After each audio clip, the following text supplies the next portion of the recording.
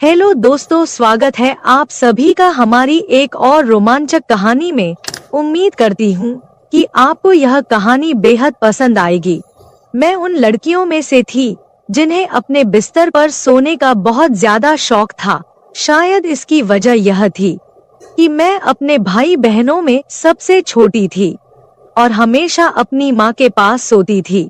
भले ही मैं छोटी थी, लेकिन जब सब सो जाते और कमरे की रोशनी बंद हो जाती, तब भी अगर माँ पापा को बुलाकर अपने पास आने को कहती, तो मेरी आंखें खुल जाती थी। जब मैं छोटी थी और माँ मुझे सुलाने के बाद पापा के पास जाती, तो मैं जाग जाती और रोना शुरू कर देती। मुझे माँ के बिना बिल्कुल भी नींद नहीं आती थी। जब तक मैं माँ के चेहरे पर हाथ नहीं रख लेती, मुझे सुकून नहीं मिलता था। लेकिन जैसे जैसे मैं बड़ी और समझदार होती गई, माँ ने मुझसे कहा कि अब मुझे अपनी बड़ी बहन के साथ दूसरे कमरे में सोना चाहिए। मैंने फौरन इनकार कर दिया और माँ के सीने से चिपक गई। मैंने कहा, नहीं, मैं तो बस आपके ही पास ही सोऊंगी। मुझे आपके बिना नींद नहीं आती। माँ एक ठंडी सांस लेकर कहती है, बेशर्म, तुझे तो जरा भी शर्म नहीं है। उस वक्त मुझे इन बातों का मतलब समझ नहीं आता था, लेकिन जैसे जैसे मैं बड़ी होती गई, एक रात जो आवाज मैंने सुनी उसने मुझे हैरान कर दिया। उस रात मैं अचानक जाग गई और जब माँ मुझे सुलाकर पापा के बिस्तर पर गई, तो मैंने कुछ अनजानी आवाजें सुनी। पहले तो मैंने सोचा कि माँ का पल्लू पकड़ लूं, लेकिन फिर चुपचाप आंखें बंद करके उन आवाजों को सुनने लगी। उन आवाजों ने मेरे कानों की लो को सुर्ख कर दिया। मैं खामोशी से आंखें बंद किए आवाजें सुनती रही और उसके बाद तो यह जैसे रोज का ही माहौल बन गया था। यह अनुभव मेरे लिए कुछ नया और अनोखा था, जिसने मुझे बहुत जल्दी समझदार और परिपक्व बना दिया। शायद इसलिए क्योंकि मैं बहुत ज्यादा सोचती थी और हर बात की तह तक जाने की कोशिश करती थी।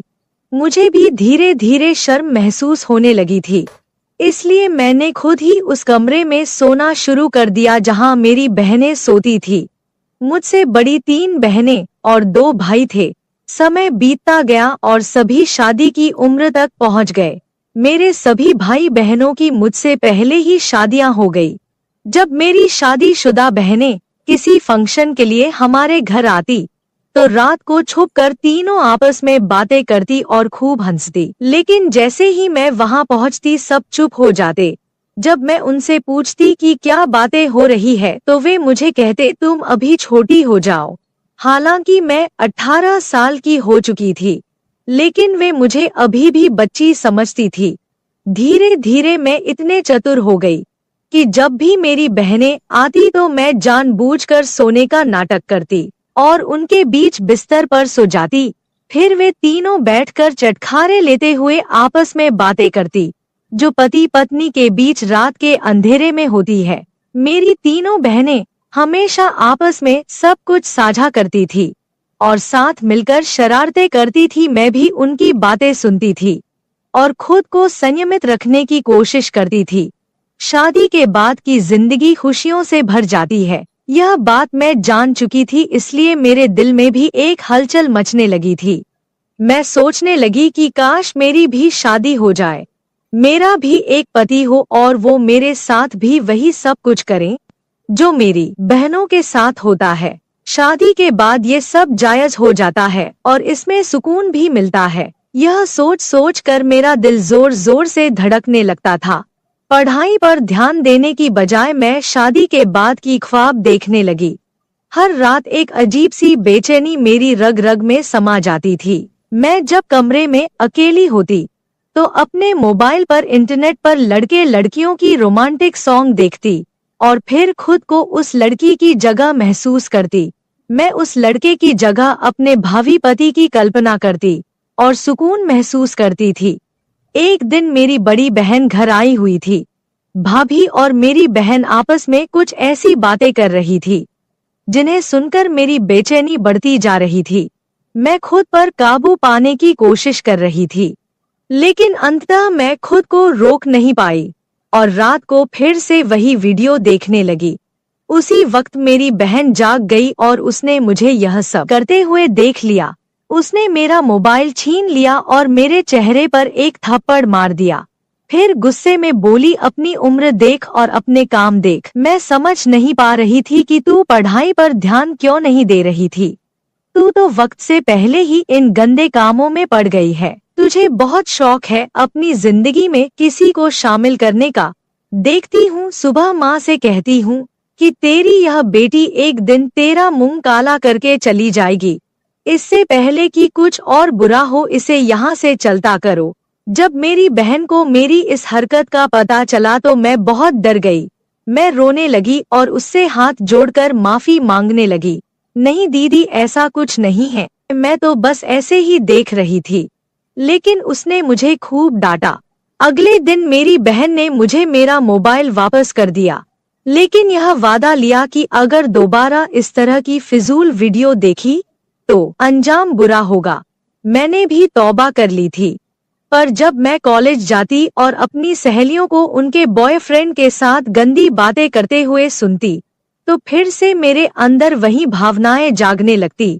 मैं 18 साल की थी जब मेरी बहन ने एक बार फिर मुझे मोबाइल पर वही वीडियो देखते हुए देख लिया। वह कहने लगी, तुझसे मना किया था ना, फिर भी नहीं मानी। लगता है तेरी जवानी कुछ ज्यादा ही जोश दिखा रही है। चल अब माँ को बताती हूँ। मुझसे रहा नहीं गया तो मैंने गुस्से में कह दिया, हाँ, खुद तुम लोग शादी करके अपनी जिंदगी एंजॉय कर रहे हो और मुझे एक वीडियो भी नहीं देखने देती। इससे अच्छा तो माँ से कह दो कि मेरी भी शादी करवा दो। मैं शादी लायक हो चुकी हूँ, घर के काम भी अच्छे से कर लेती हूँ और पढ़ाई लिखाई में मेरी वैसे भी कोई खास दिलचस्पी नहीं है। जब भी मैं कुछ कहती हूँ लोग मेरी माँ बनकर मुझे डांटने पर तुले रहते हैं। मेरी बहन ने मुझे थप्पड़ मारा और कहा, क्या जमाना आ गया है, जाओगी तब सीधी हो जाओगी। ससुराल में सिर्फ पति ही नहीं होता बल्कि ढेर सारी जिम्मेदारियां भी होती है। हम तो ससुराल की थकान लेकर मायके में आकर चैन की सांस लेते थे। रात को पति का मूड देखना पड़ता है, गुस्सा सहना पड़ता है और सुबह से ननद, देवरानी और जेठानी दिमाग खराब करती है। महंगाई और बिजली के बिल वैसे ही सरदर्द देने के लिए तैयार रहते हैं। तुम्हें शादी आसान लगती है लेकिन असल में ऐसा नहीं है। मेरी बहन ने मुझे बहुत समझाया लेकिन मैं कहाँ समझने को तैयार थी। मेरे लिए भी रिश्ता देखा जाने लगा। सबसे पहले जो रिश्ता आया वो मेरी भाभी के खानदान का था। मेरी भाभी तो वैसे भी मुझे कुछ खास नहीं समझती थी और मुझे उस घर से निकालने के चक्कर में थी। जब लड़के की तस्वीर दिखाई गई तो वह बहुत खूबसूरत था। उसे देखकर मेरे दिल की धड़कन तेज हो गई। उसके साथ शादी के बाद का ख्याल आते ही मेरे अंदर एक अजीब सी खुशी दौड़ने लगी। हमारे घर वाले सादगी पसंद थे, इसलिए हमारी शादी भी सादगी से होने वाली थी। शादी की तैयारियां शुरू हो गई और फिर वह दिन आ गया जब मैं मेहंदी की दुल्हन बनकर बैठी थी। खानदान की सारी औरतें आकर मेहंदी की रस्म निभा रही थी। मैं भले ही गंभीरता से बैठी थी लेकिन अंदर से मेरे मन में खुशी की लहर दौड़ रही थी। अगले दिन मैं अपने पति के पास पहुंचने वाली थी और इस ख्याल से ही मेरे अंदर हलचल मच रही थी। मैंने अनगिनत सपने सजाकर रात बिताई। अगले दिन मेरे दिल में एक अजीब सी खलबली थी, लेकिन मायके को छोड़ने का दुख भी था। जब मैं तैयार होने के लिए ब्यूटी पार्लर जा रही थी तो एक बार मुड़कर अपने उस घर को देखा जिसे छोड़कर मुझे जाना था। आज मैं उस घर को हमेशा के लिए छोड़ने वाली थी। बस बात जब मैं इस घर में वापस आती तो एक मेहमान के रूप में आती। आज इस घर में मेरा आखिरी दिन था। यह सोचकर मेरी आंखों में आंसू आ गए। फिर मैं दुल्हन बनकर शादी हॉल के लिए रवाना हो गई। शादी हो चुकी थी और मैं दुल्हन के रूप में सबसे ज्यादा खूबसूरत लग रही थी। मेरा दूल्हा भी कुछ कम नहीं लग रहा था। लोग हमारी जोड़ी की तुलना चांद और तारों से कर रहे थे। शादी के बाद विदाई का समय आ गया और मैं अपने ससुराल आ गई। मेरी सास बेहद खुशमिजाज और आजाद सोच रखने वाली औरत थी। उन्हें देखकर कोई नहीं कह सकता था कि वो मेरी सास है, बल्कि वह अपने बेटे की बड़ी बहन लग रही थी।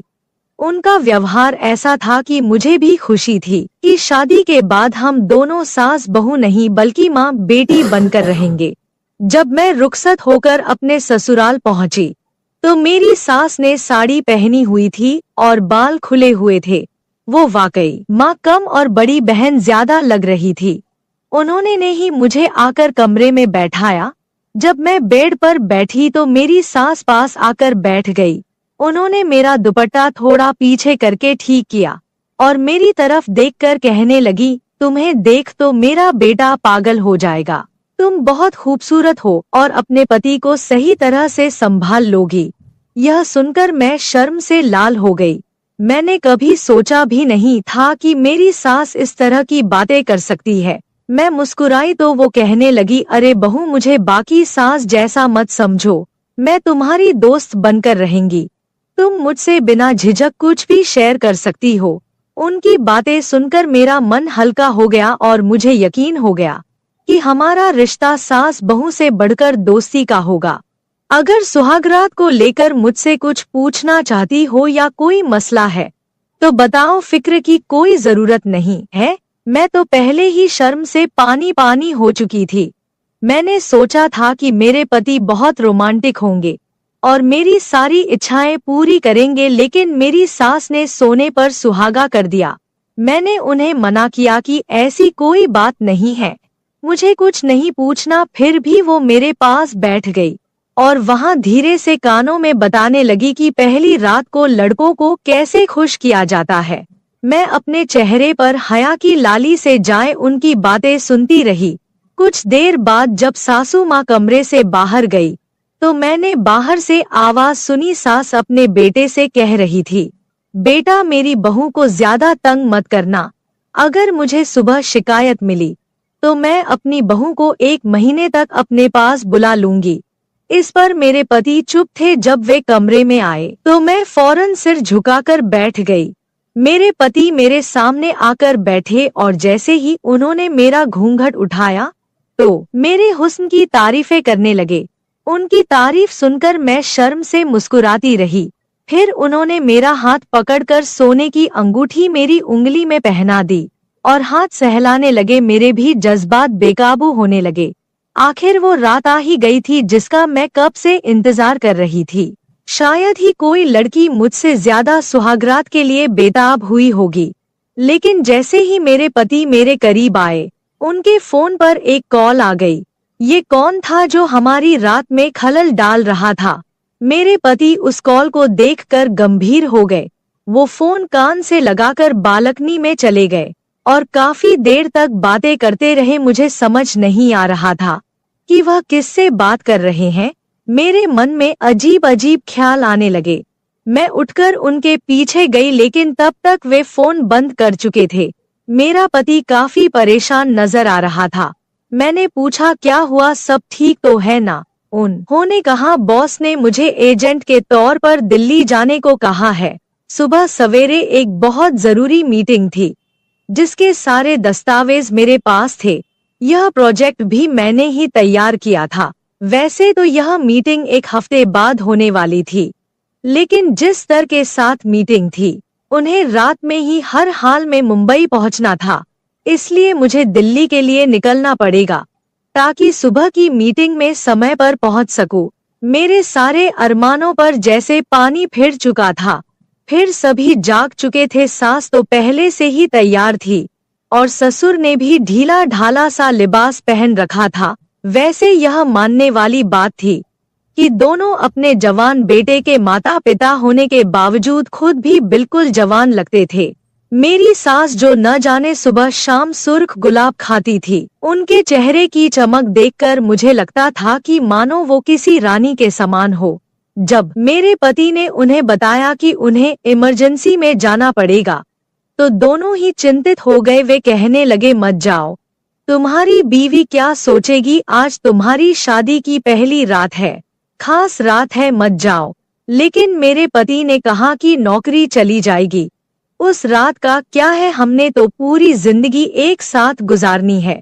मेरे पति जैसे तैसे समझाकर वहां से चले गए और मैं बस मुंह देखती रह गई। मैंने उनके सामान पैक करने में मदद की थी। जब वह एयरपोर्ट के लिए निकल चुके थे तो ससुर उन्हें छोड़ने गए। सास मेरे पास आकर बैठ गई और बार बार माफी मांगने लगी, लेकिन मैंने कहा कोई बात नहीं, हो जाता है।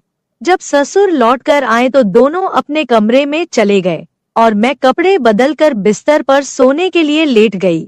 अंदर से मैं बहुत बेचैन थी और सोच रही थी कि अब ये 2 दिन कैसे काटूंगी। खैर, जहाँ इतने साल निकाले हैं वहाँ से 2 दिन भी निकाल दूंगी। उस रात मैं सो गई। सुबह कुछ मेहमान मेरे मुंह दिखाई के लिए आए थे। हर कोई पूछ रहा था तुम्हारा पति कहाँ है, दूल्हे के बिना तो दुल्हन अधूरी होती है। इस तरह की बातें सुनकर मैं शर्म से लाल हो रही थी। फिर मेरे मायके से मेरी बहनें और भाभियां आई। मेरी बहनें शरारत से पूछने लगी, बताओ कल रात क्या हुआ, कुछ हुआ भी या उससे पहले ही तुम्हारा पति चला गया। मैंने गहरी सांस लेकर अपने आप को संभाल लिया। मेरी बड़ी बहन मेरे पास आई और ताली बजाकर जोर से हंसी।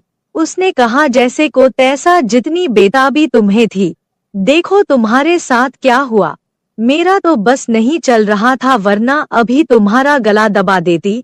फिलहाल 2 दिन बाद मेरे पति को वापस आना था। मुझे लगा कि ये 2 दिन पल झपकते ही गुजर जाएंगे। मैं अपनी सास के साथ काफी घुल मिल गई थी। उनके चेहरे पर इतनी चमक थी कि कई कुंवारी लड़कियां भी ऐसी चमक के लिए तरसती थी। लेकिन मेरे पति मुझसे और दूर होते जा रहे थे। अब वह कहने लगे कि 2 हफ्ते बाद आएंगे, जबकि मैं यहाँ सास ससुर की खूब सेवा कर रही थी। उस दिन जब मेरी सास ने हमारे लिए चाय बनाई और लिविंग रूम में लाई तो मैं उनके पास ही बैठ गई। मैंने उनके चेहरे की ओर देखा और कहा, अरे मम्मी जी, आप ऐसा क्या खाती है? आपको देखकर बिल्कुल भी नहीं लगता कि आप एक जवान बेटे की माँ हैं। इतनी चमक तो आजकल की कुंवारी लड़कियों में भी नहीं होती। मेरी बात सुनकर सास हंसते हुए बोली, अरे पगली, तेरे ससुर मुझसे इतनी मोहब्बत करते हैं। इस उम्र में भी पूरी रात मुझे सुकून और खुशी देते हैं। जब और औरतें इन चीजों के लिए तरसती है, मेरे पास वो सब कुछ है, फिर क्यों न मैं किसी जवान लड़की की तरह चमकती रहूं। सास की बात सुनकर मैं शर्म से लाल हो गई। उस रात मैं बेचैन होकर सोने की कोशिश करती रही, लेकिन आधी रात को बेचैनी इतनी बढ़ गई कि पसीने से भीग गई और गला सूख गया। मैंने देखा कि पानी का गिलास खाली था, इसलिए मैं किचन की ओर चल पड़ी। लेकिन तभी मुझे सास ससुर के कमरे से अजीब आवाजें सुनाई देने लगी।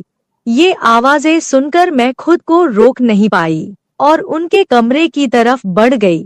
बिना सोचे समझे दरवाजे के पास कान लगाकर बातें सुनने लगी। जो आवाजें मैंने सुनी उसने मुझे शर्म से पानी पानी कर दिया। ये लोग बुजुर्ग हो चुके थे, लेकिन इस उम्र में भी ये सब कर रहे थे। मेरी सास उनसे कह रही थी, मेरी उम्र का लिहाज कर लो, घर में जवान बहू है। लेकिन जो जवाब मेरे ससुर ने दिया उसे सुनकर मेरे पैरों तले जमीन ही खिसक गई। मैं बिना पानी पिए ही वापस कमरे में जा चुकी थी। काफी देर तक सोचती रही कि क्या जो मैंने सुना वो सच था या मेरी गलतफहमी थी। मेरा ससुर अपनी बीवी से कह रहा था, अरे तो क्या हो गया, वो कौन सी दूध पीती बच्ची है, वो भी तो हमारे बेटे के साथ यह सब करने के लिए ही आई है। यह अलग बात है कि बेचारी अब तक ठंडी पड़ी है। यह सुनकर मेरे होश उड़ गए थे। मैं कभी सोच भी नहीं सकती थी कि एक ससुर अपनी बहू को लेकर इस तरह की बातें कर सकता है। सुबह जब सास ससुर कमरे से बाहर आए तो मैं उनसे नजरें मिलाने की हिम्मत नहीं कर पा रही थी। मुझे ससुर से अजीब सा डर महसूस हो रहा था, क्योंकि अब मैं उनकी नजरों का इशारा समझ चुकी थी। वो मुझे सर से पैर तक अजीब निगाहों से घूर रहे थे। जब मैंने पति से बात करने की कोशिश की तो उन्होंने यही कहा, मैं बिजी हूँ, बहुत काम है, वापस आने में समय लगेगा। एक दिन सास का ब्लड प्रेशर बढ़ गया। वो कहने लगी, बहू किचन में दबा रखी है, जरा दूध में घोल कर दे दे, उससे मुझे सुकून मिलेगा। मैंने दूध का गिलास निकाला और उनके ब्लड प्रेशर की दवा में डालने के बजाय उसमें नींद की दवा में मिला दी, जिसे पीकर मेरी सांस चकराने लगी और मैं उन्हें कमरे में लेटा आई। लेकिन अब घबराहट हो रही थी। कि कहीं कुछ गलत न हो जाए। उसी वक्त मेरे पति का मेरी सास के फोन पर कॉल आया। उन्होंने कभी मुझे कॉल नहीं किया था। मैंने फोन उठाया और जैसे ही कान से लगाया, पति ने कहा, सुनो, अपनी बहू को बता दो कि मैं अब वापस नहीं आने वाला। मैंने यहाँ किसी और लड़की से चक्कर चला लिया है और वह मेरे बच्चे की माँ बनने वाली है। सुहागरात को भी उसी ने मुझे फोन करके दिल्ली बुलाया था। वह अमीर बाप की बेटी है और कह रही है कि अगर मैंने उससे शादी नहीं की तो मुझ पर केस कर देगी। यहाँ की पुलिस तो आप जानते हैं कितनी सख्त है। मजबूरी में मुझे उससे शादी करके उसके बच्चे को अपनाना पड़ेगा और बदले में मुझे करोड़ों की जायदाद भी मिल रही है। फिर भला क्या रखा है आपकी उस बहू में? बहुत जल्द मैं आप दोनों को भी यहाँ बुला लूंगा। सुकून की जिंदगी गुजारेंगे, बस किसी तरह इस नालायक बहू से पीछा छुड़ा लें। यह सुनते ही मेरे पैरों तले जमीन खिसक गई। सारे सपने मिट्टी में मिल चुके थे।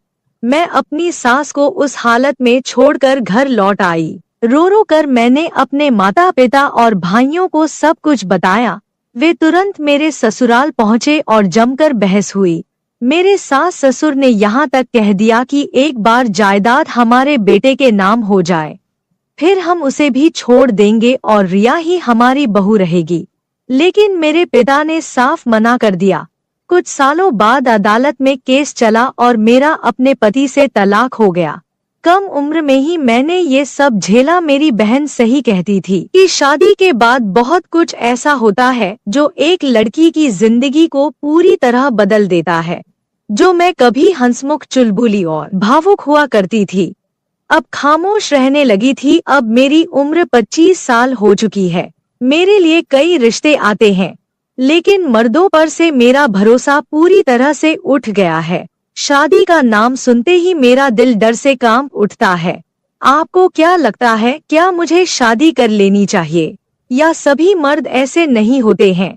अगर मुझे फिर से धोखा मिला तो? दोस्तों, यह थी मेरी कहानी। दोस्तों, मैं आप लोगों को दिल से धन्यवाद करती हूँ। आप लोग के सपोर्ट से मेरी YouTube फैमिली।